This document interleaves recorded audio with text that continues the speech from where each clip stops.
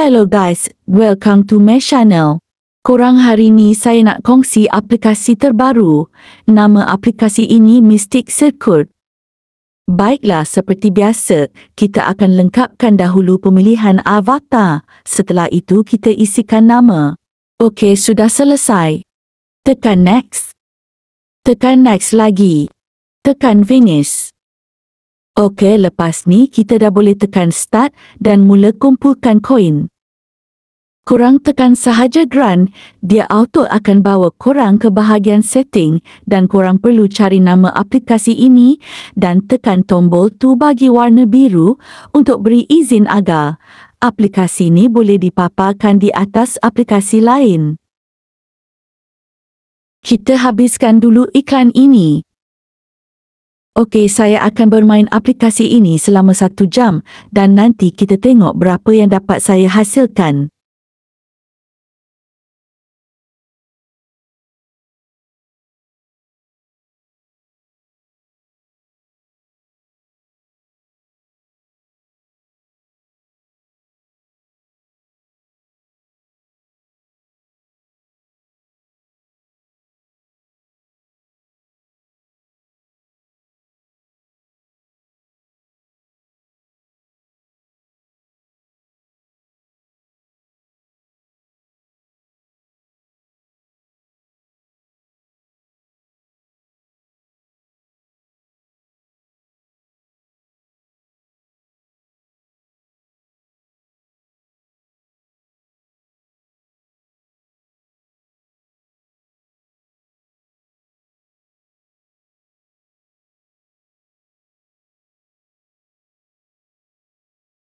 Saya dah bermain selama 30 minit, terbaki 30 minit sahaja lagi.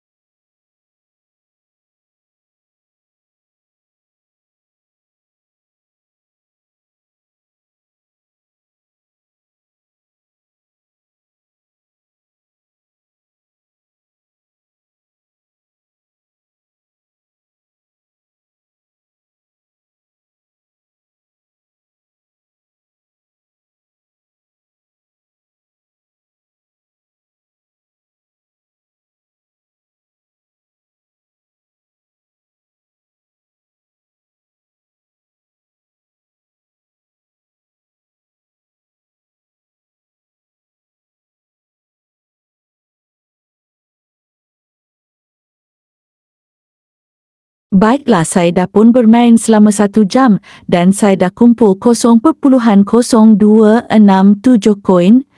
Cara main dia, semakin lama korang main, akan semakin banyaklah hasil korang dapat.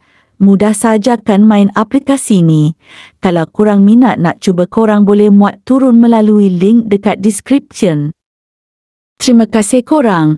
Saya harap korang sudi subscribe channel saya, tanda sokongan anda agar saya lebih semangat ke depannya. Bye.